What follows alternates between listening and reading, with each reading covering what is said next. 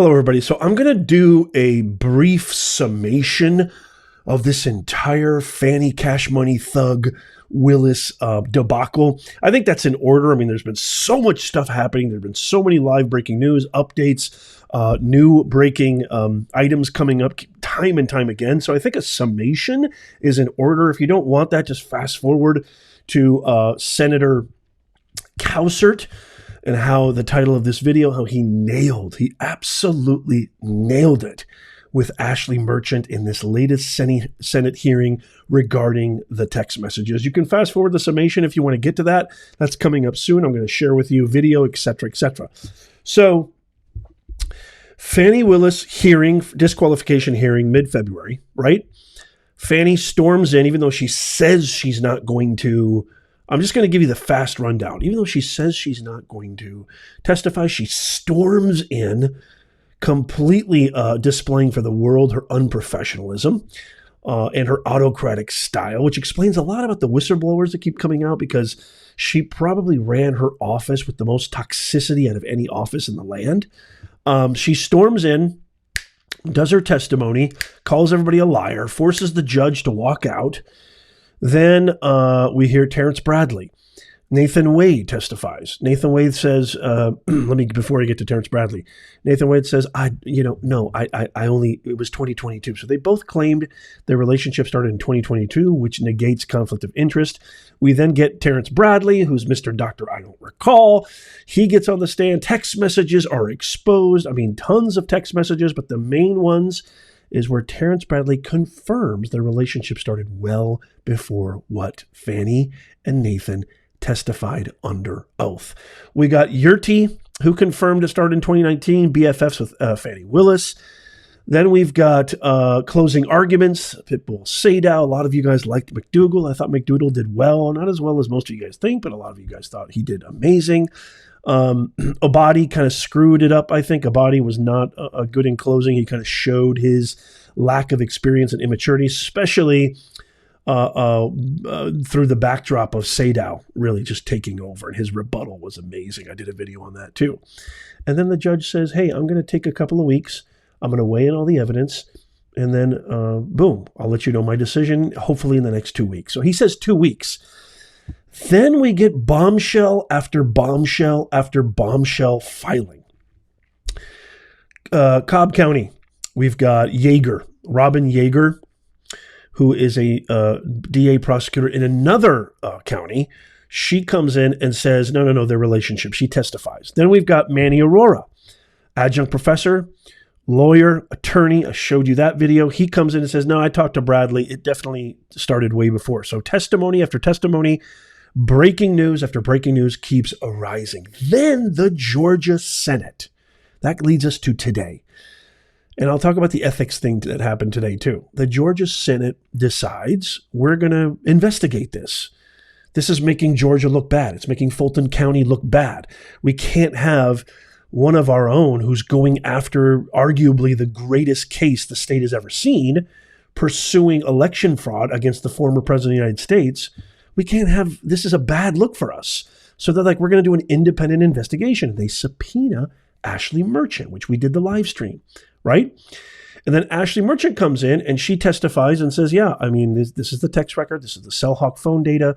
They lied under oath. They committed a fraud. They committed felony. It's a perjury. There's a conflict of interest. There's financial gain. She hired Wade, paid him an obscene salary. He took her on trips, so she benefited from that. She went to church and basically brought out the race card. And then this ethics, there was an ethics committee. God, there's so many bureaucratic government organizations. There was an ethics hearing, the Fulton County Board of Ethics regarding Fani Willis. There was a non-live stream, the first non-live stream event. It was a private, there was a Zoom meeting, but I couldn't get into it. But essentially, it was really strange. The ethics board basically concluded saying that as a constitutional officer, they agreed with Fani Willis that as a constitutional officer, they have no power over her. So essentially, I don't know if you could call that a win for Fani Willis. I'm not sure. Which brings us to right now, today, what I'm going to talk to you about today. So we haven't heard anything yet. There may be more subpoenas coming. Who knows? The Senate committee might subpoena Fani Willis, might subpoena Nathan Wade, might subpoena Sadow, John Merchant, might subpoena Terrence Bradley. We don't know. You know, I'm going to keep you up to date. They also, Judge McAfee, with all these new filings, he might reopen the case. So that's where we are. Now, what I want to bring up today is how Senator Bill Cowsert, who was basically the chairman of this Georgia Senate committee, which subpoenaed Ashley Merchant, we did the live stream for, I want to share a video of some very key testimony from Miss Merchant. And I thought that Senator Bill Cowsert absolutely, in one sentence, he essentially nailed the entire Fani Willis case, proved without a shadow of doubt that Fani and Nathan are nothing but corrupt liars. And let's show the clip right now. It was so brilliant and subtle. I think a lot of people missed it. It was very subtle. Let's show the clip right now, and then we'll talk about it. Check this out. For the year of 2021. And again, remember, 2021, he didn't get the contract until November of that year. So most of 2021, he's not under contract. Over 2,000 voice calls, almost 10,000 text messages. How did they explain that? Did you confront? We're not privy to what all came out in evidence at the hearings that you've had. Did you get either one of them to say, that's not true, we didn't really talk 12,000 times? Or no, what they did was they filed an affidavit saying that geolocation data is not always reliable. Okay. Does that apply to Cellbrite data though? No, it doesn't. And it was ironic because I have a number of cases. I mean, almost every murder case I've had in the last decade has had geolocation data used by the prosecution against the defendant, right? They use CellHawk data. I mean, literally, they're using this right now. So our investigator actually analyzed the same. There's a trial going on. It's called the YSL trial. There's the same data being used in that trial, and our investigator actually analyzed it for them in that case. So, I mean, for them, you mean for the Fulton County DA's office? No, for the defense looking at that data. So the point is, they're currently using the same data in another courtroom to prosecute someone, but their defense in our case was that it's not reliable. Okay, got it. And did your Cellbrite data come in? The existence of the cell phone calls? No. So the Cellbrite data, that would have to be voluntary on part of the DA to actually. So they could show you that to disprove your allegations. 100%. Okay, didn't do it. No. Neither Wade nor Willis. No. Okay. Right there, you heard it. You heard what Senator Cowsert said. All they had to do was show the text messages. The DA, the prosecutor could have said, here is cell phone data because it is valid, it's verifiable, it's a gold standard in investigative research and investigative crimes such as these. It's a gold standard with law enforcement, right? The CellHawk data, the heat maps, et cetera, And you heard what Cowsert said. They could have disproved everything you were saying with Terrence Bradley. They could have disproved everything. All they had to do was show their own cell phone data. Where are the texts between Fani, Cash Money G, Fani Willis, and Nathan, Mr. Multi-Philanderer Wade? Where are the text messages? If you guys hadn't started a relationship, as you said under oath, until 2022, give us the text messages from 2020, 2021, up until 2022. Show us the phone data. Show us the cell data. Refute everything. And you heard what the judge said. The judge said that's all they had to do to disprove you, and they didn't do it. She goes, 100%. Ashley Merchant says 100%. Let's listen to it one more time.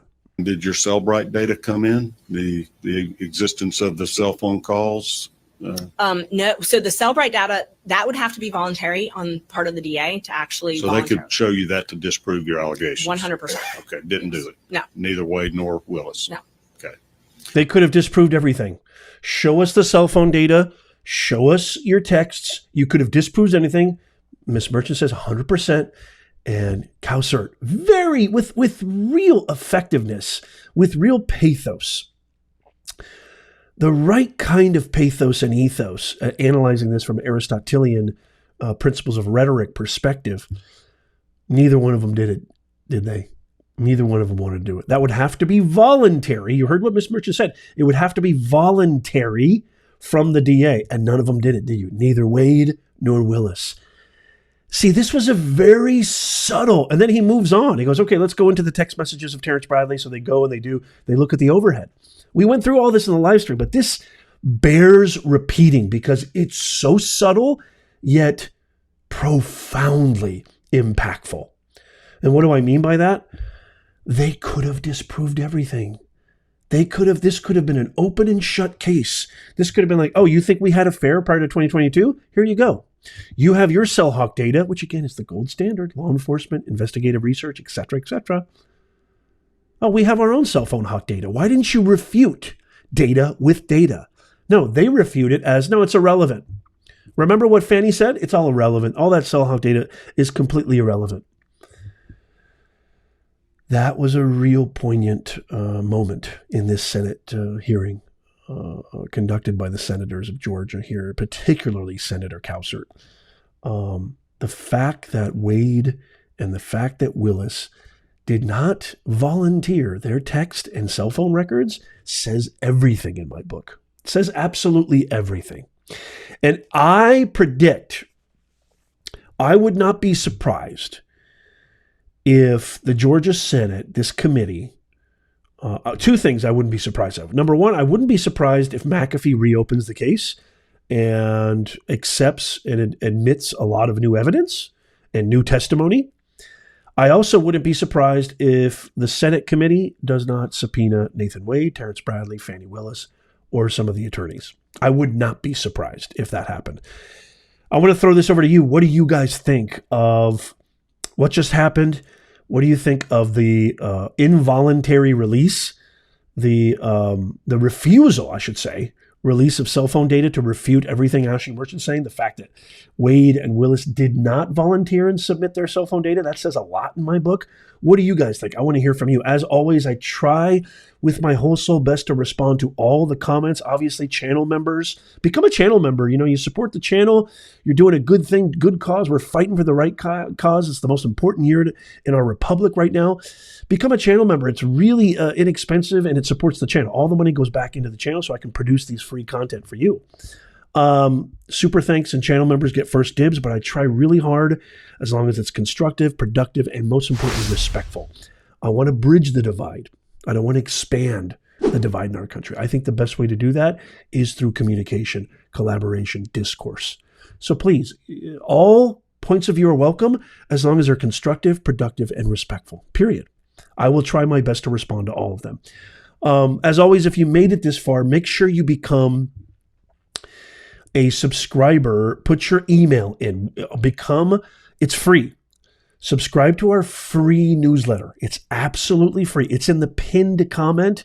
It's also in the description of the video and in the show notes if you're listening on the podcast. We do have a podcast too. Just search Nez Nation Live. Become a free subscriber of our newsletter because it is the best way for you to always be in the know. Breaking updates, live top stories, current events, the latest with going right to your inbox. Okay, so make sure you become a free subscriber. We don't spam. We don't share your email. It's 100%. We just want to give you the latest breaking news, period. Okay, as always, check out these videos right here. If you missed these videos, they are awesome. Subscribe and follow down there. And as always, may God bless you, your family, and God bless America. I'll see you soon.